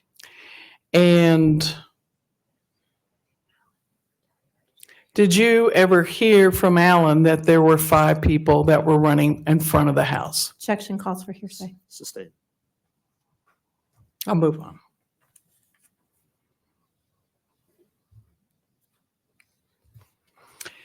When you were in the house and Alan ran out, you testified earlier that you went back in the living room. Could you tell us about that? Where did you stand in the living room after he ran out the door? Well, I was scared. I was terrified. I didn't know what was going to happen to him. So where did you go? So I hid in front of the TV so I could not see out either of the windows. I told myself it will be bad enough to find him shot. I'm not going to watch him explode. Okay, so do y'all have your photos there of the inside? Or did you give it back up? Which was the inside of the house? The ones that I used. I think they're asking for 123. Should be on there.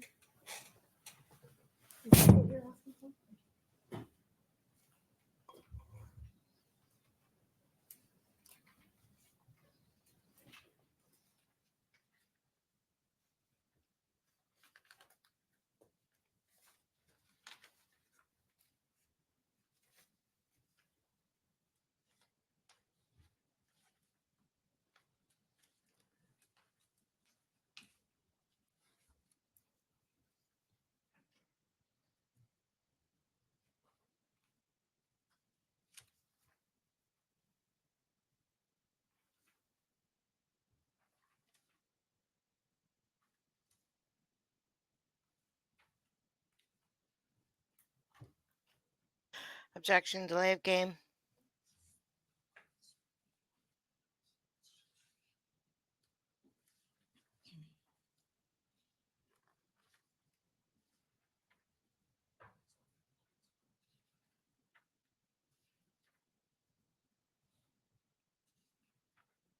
Just a minute, Your Honor. It has in fact already been a minute. 10 seconds is like 7 minutes in YouTube time. Permission to publish. This would be the state's 123H. This is in evidence, correct? It's in evidence, Your Honor. Granted, go ahead.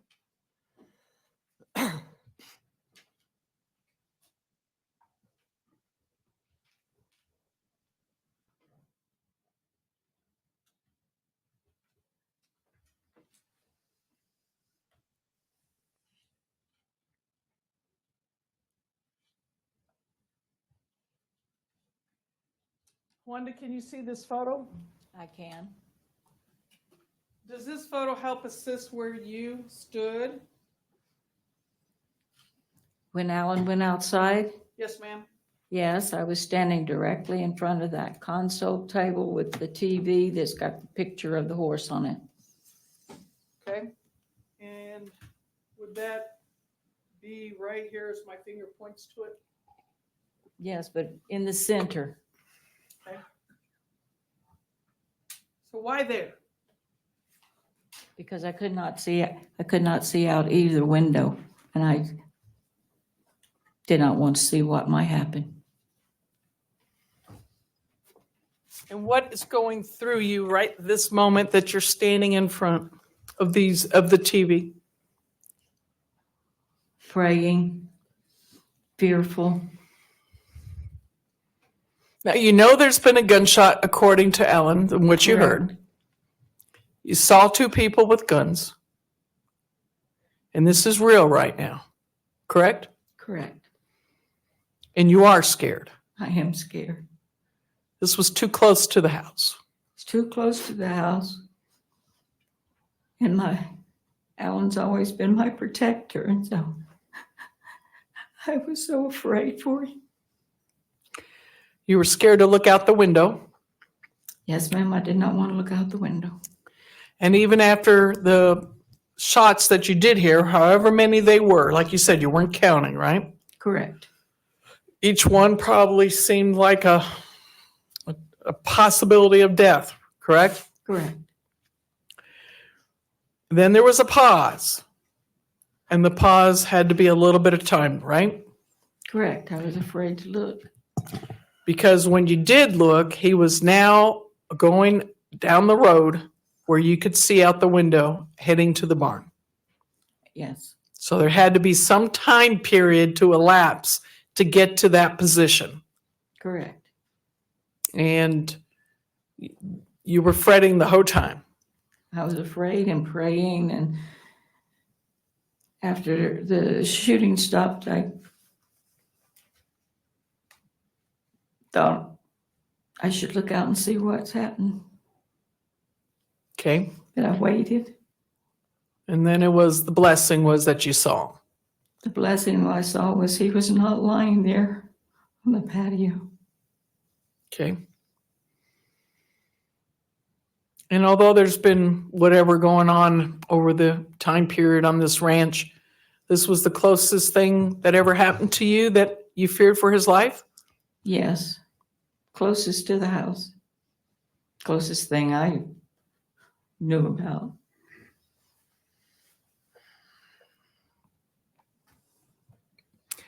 But he's your hero. Yes, he is. You felt like a victim. Yes. No one had permission to be there. No one had permission to be there. Nobody had permission to carry a rifle and shoot it on your property. That's correct. So you heard back from him that he was at the barn, Correct. and you believed that, or you were informed that, according to your testimony earlier, that he had no idea where these people ran off. That's correct. He's looking at that board as it was that was presented to the jurors. He's off to the left and down a ways, right? Correct. Nowhere near the body that is Nowhere. later found. Nowhere near the body that was later found. Totally different directions. Correct.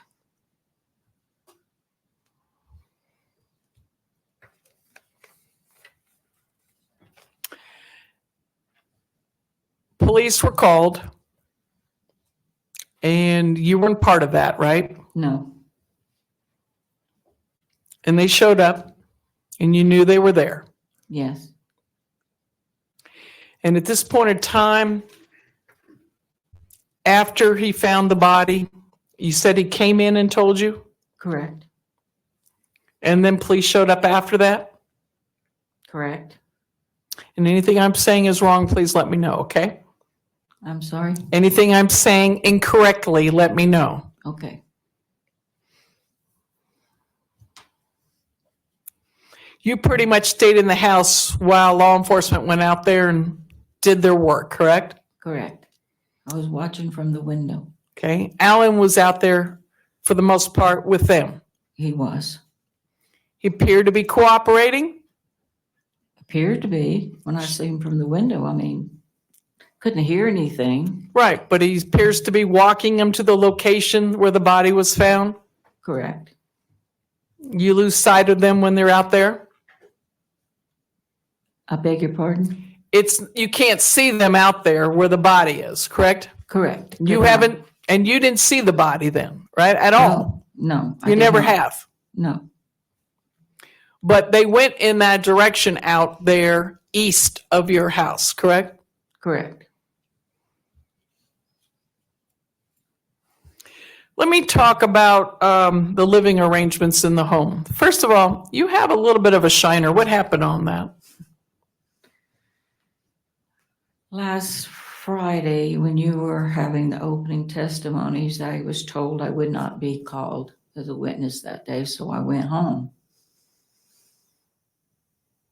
And I was in my bathroom and I fainted and hit my glasses right there on the side of a towel, at the towel rack when I went down. And I came to, I thought, looked around, thought, well, how did I get in this position, like where I was on the floor? Because that wasn't anywhere near where I mean, I guess I fell sideways because I hit it and then it went down like that because then I was just looking up at the ceiling when I woke up. And so I had this huge black eye, put ice on it. And then it didn't seem to be getting any better. So I called my neighbor friend and she took me down to urgent care and then over to the emergency room. Okay, and this is while Alan was at court. Correct. So you didn't disrupt what was going on here.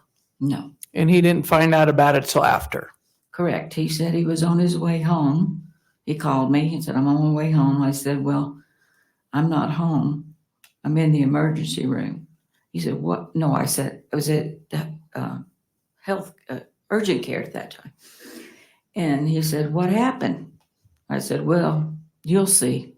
And he came over there immediately and he walked in and he was like, what happened to your eye? Okay. I just want to clarify that. Yeah. Okay. That I'm Alan, healing quickly, I think. Yeah. you look a lot better, don't you? Yes. Okay. Now I feel bad because I didn't even notice a black eye.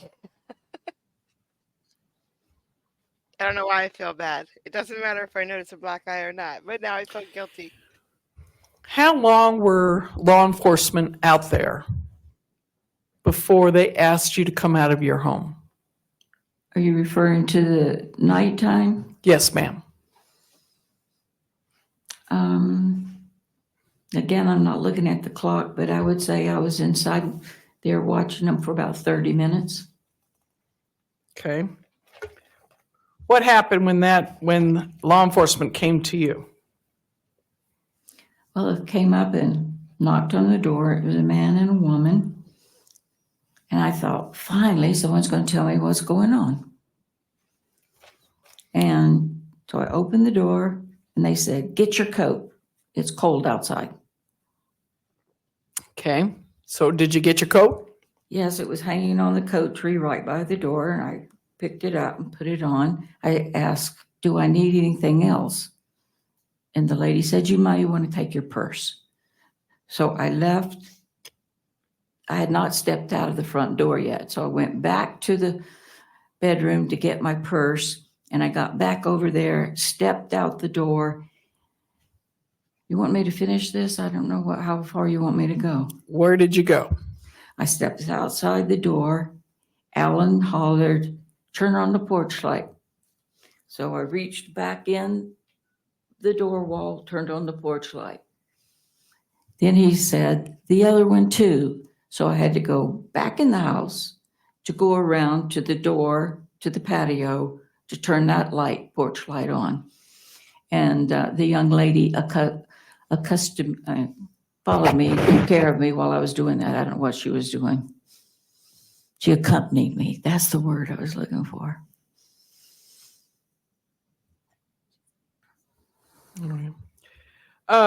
So where, after you turned the lights on, was an officer accompanying you? When I went back in the house, she did. She followed me over. Did you tell her it was okay to follow you? No, she didn't ask. Okay. And then what happens after you turned on the lights for everybody? Then I turned around and went back out the front door, and she followed me out the front door. We closed it and we're walking down the sidewalk, and I thought, well, wonder what's going to happen now. And hopefully they tell me what they're doing, actually. But she said, she just opened the car door and told me to get in. Would that be the back door of the police car? Correct. Is that a door that you're allowed to get out of? I don't know. They locked the door. It's locked. They locked the door. Okay. So you were locked in a car. Correct. At this time, do you feel like you're under arrest? Were you free to go? I was freaky. I didn't know what was going on. I understand, but were you free to go? Oh, no. Okay. So you were in custodial care, feeling like you were under arrest, Correct. and you don't even know why. No. Because you didn't do anything. No. They didn't even ask you if you did anything. No. And you weren't given an option to come out of the car. No.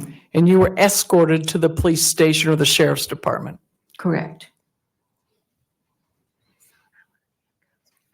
As you were sitting in the car, did you see your Alan walking by handcuffed? Yes, I did. Was he also appear to be under arrest? Yes, in handcuffs, I would say he was under arrest. Was he placed in a separate car? He was placed in a different car from me, yes. And that's only a half hour-ish. You didn't watch your watch since they came out and Alan had showed him the body. That's correct. How did you feel about what you were observing? I felt left out. Like, why aren't they talking to you? Why aren't they explaining what they're doing, what the process is going to be? And then he just walks right by me in handcuffs, and they put him in another car. And then the young man that was driving the car that I was sitting in, when he came, I said, "Where's he going?" And he said, "They've taken him to jail." So How did that make you feel? hopeless. Like, I don't get it. Anyway, just hopeless. No. So you're a victim, and now you're being victimized even further. Is that Correct. how you feel? Yes, I am.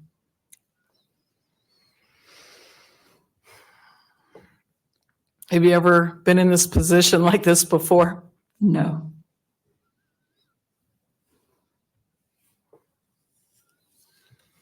So you're going to the police station and you're supposed to talk to some detectives about what's going on, knowing that what might be an unfair arrest of you and your husband, and you're supposed to cooperate. Is that how you feel? Yes, that's how I felt. Okay. Kind of a mixed emotion, I would guess. Is that true? It is. I mean, I just wanted to go to sit down somewhere and cry, and they kept asking me these questions. And when I was growing up, if a policeman asked you questions, you answered it because he was there to help you. Even so, the detective asked you questions by giving you false information that your husband confessed. How did that make you feel?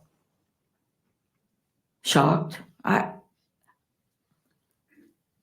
Because he didn't He confess. doesn't shoot at people. Okay.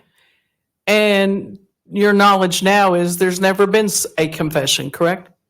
Correct. So they were trying to trick you. I guess so.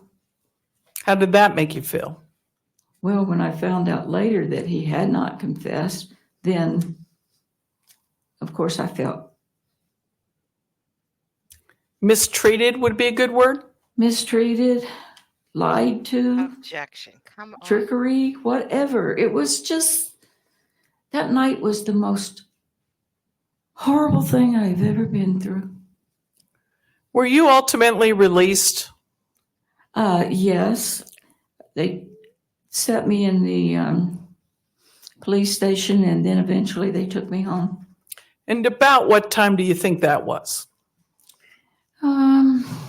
Approximately. Approximately when they took me home was maybe 2:00 in the morning. So you've been at the police station for hours. Correct.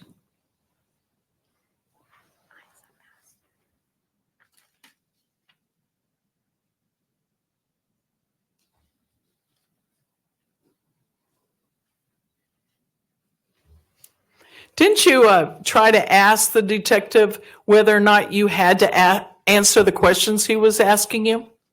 Yes, I asked him, and he was asking, like, does Alan have an AK-47? And I just said, do I have to answer all these questions? I don't understand what the rules are. And he said, you got something to hide? I said, no. So then I answered the question, did Alan own an AK-47? Did they ever tell you you were free to go? No. Did they ever give you your rights?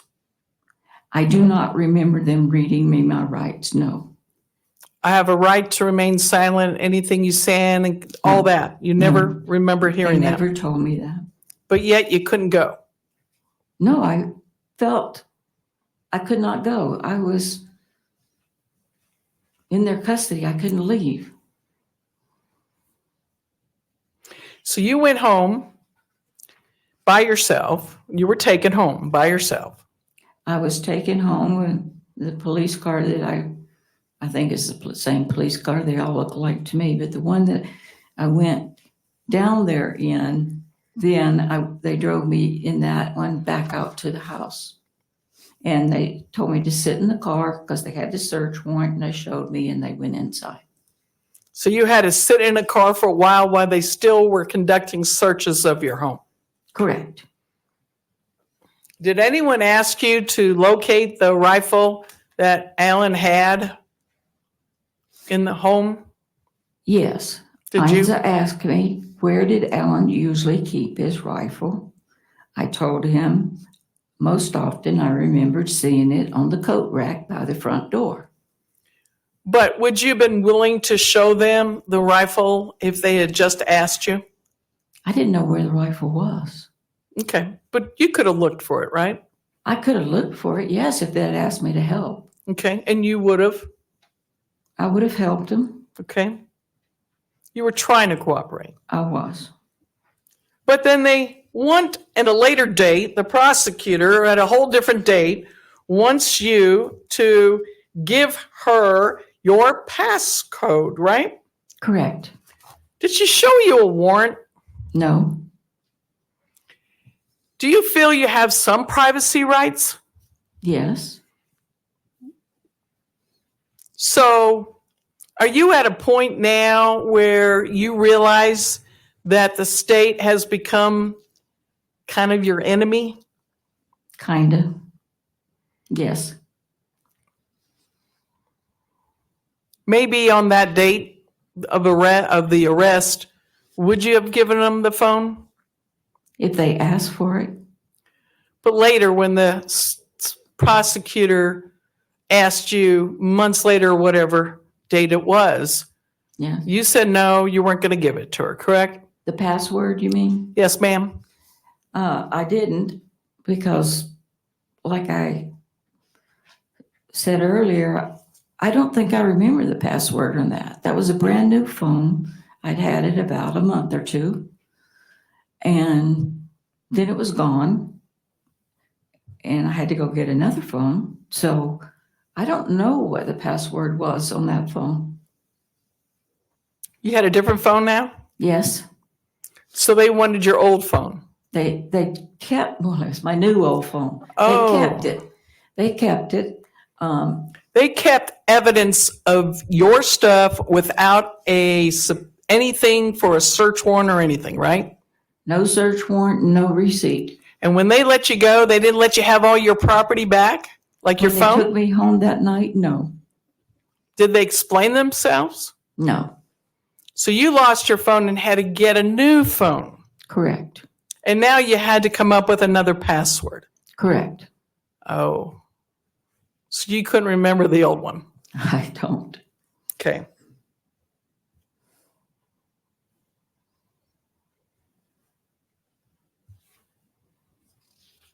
But you do understand that you also have rights and privacy rights, right? Do you understand that as a citizen that you're afforded privacy rights? Privacy rights, I suppose I understand it to a point. That it takes a search warrant to search your home, Yes, Unless- he told me that and he got the search warrant and showed it to me. right? Unless you gave permission, No, I didn't give him permission. but they didn't ask. No, they just said they were getting a search warrant. But had they asked and you said yes, they could have searched. Do you understand that? Yes,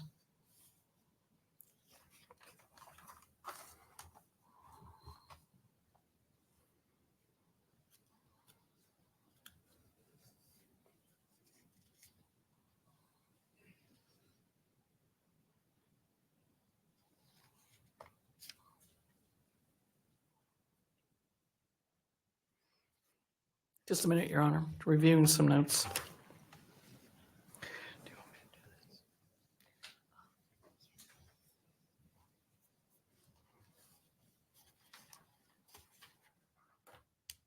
Wow, today's went quick. It's almost over already. Whichever one, pull up one.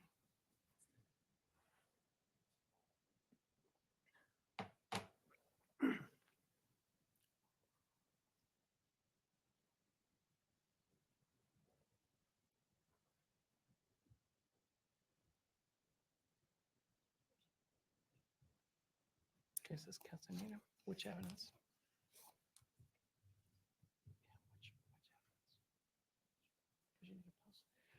We're going to publish something just for the witness and the court.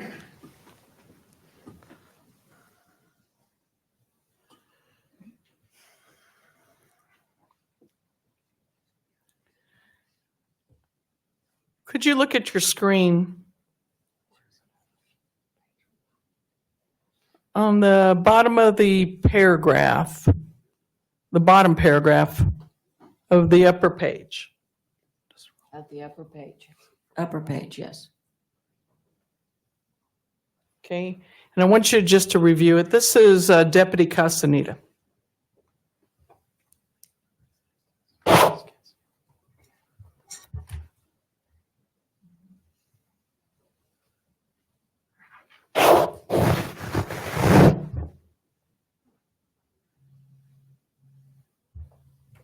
Now, in reference to the shots, according to this officer, Officer Castaneda, Deputy Castaneda, is it true that he reports that you said that you heard shots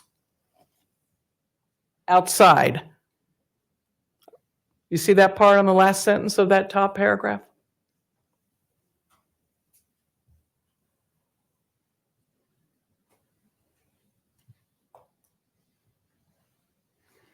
The upper page, Oh, upper page. which would be 2. If you look below, it's 3 or 4, so page 2. Last paragraph, almost towards the last line. Yes, Okay, I see it. all right. And that would be a true statement though, right? Correct. You did hear shots. I did hear shots.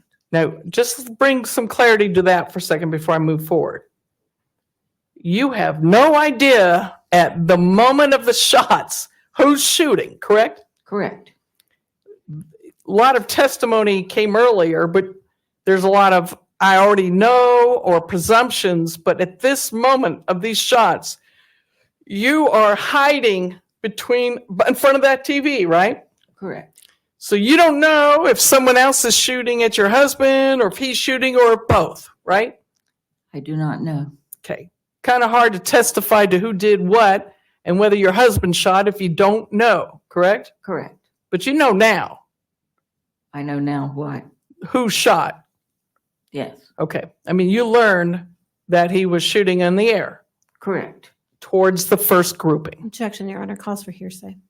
Overruled. towards the first group of men that ran by the house. Correct. Okay. Now I'm going to reference now another report I want you to review. And this would be Sergeant Garcia, Deputy Garcia.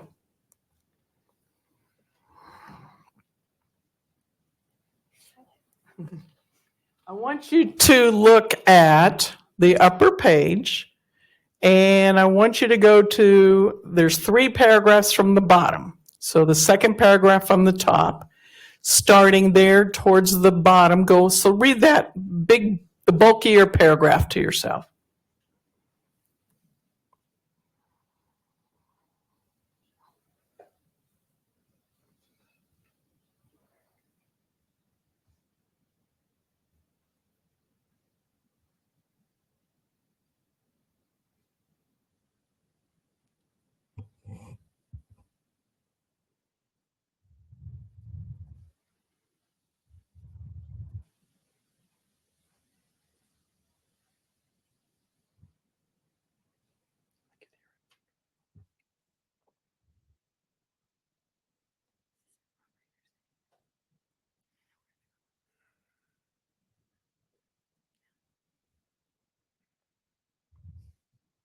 Okay. Okay, so in referencing the third paragraph above, you had a chance to review it? Yes. Okay. And is it true that Your Honor, I'm going to object in advance because I believe I know where we're going with this, and the court's already ruled on it, having read the Go on, Ed.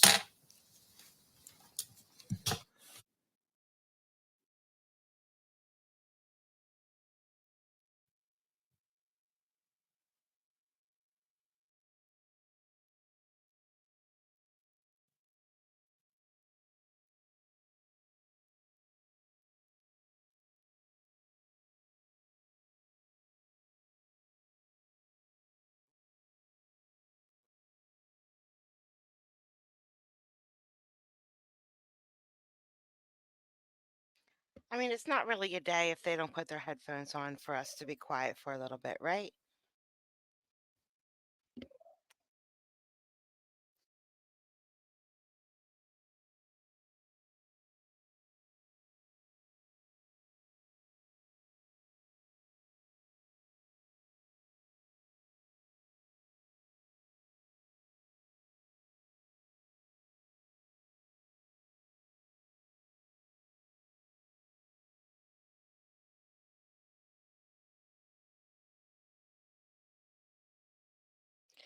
It can't go on for more than 5 minutes because the video is over in 5 minutes.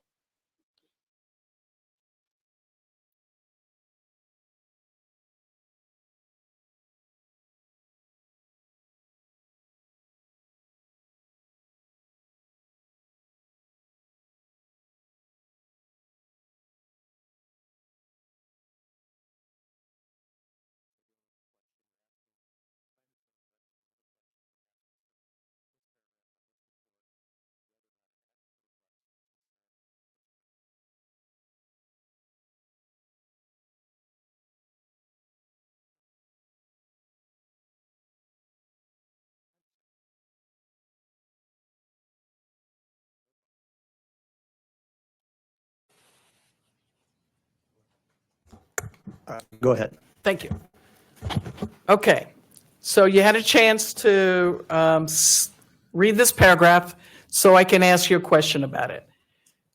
Isn't it true that in this documentation that this officer believes that you said you never heard gunshots? Did you read that part? I did read that part. Is that a true statement? No, So we got one officer saying you did say it, one officer saying you didn't say it. Which one was it? I did not say I didn't hear shots. So you did hear it. So at least one officer's wrong on what you've said, correct? Correct. Unless they're talking about the first shot. Now, I'm asking just what you're reading. Don't read into it any further. Okay. Okay. From what I read, it said, did I hear any shots? And I said, no. Okay. But that was wrong. I heard shots while Okay. I was standing there hidden, frozen by the TV. And the other officer was correct, but this one documented incorrectly. Correct.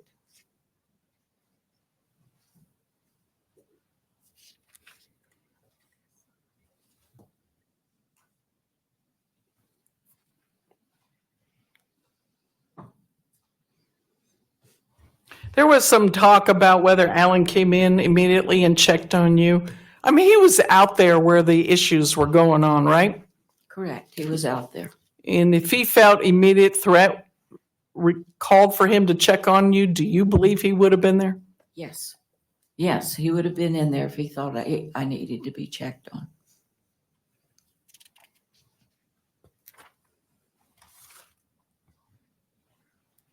Let's talk about your dogs a little bit. At that time, you had two black labs, correct? Correct.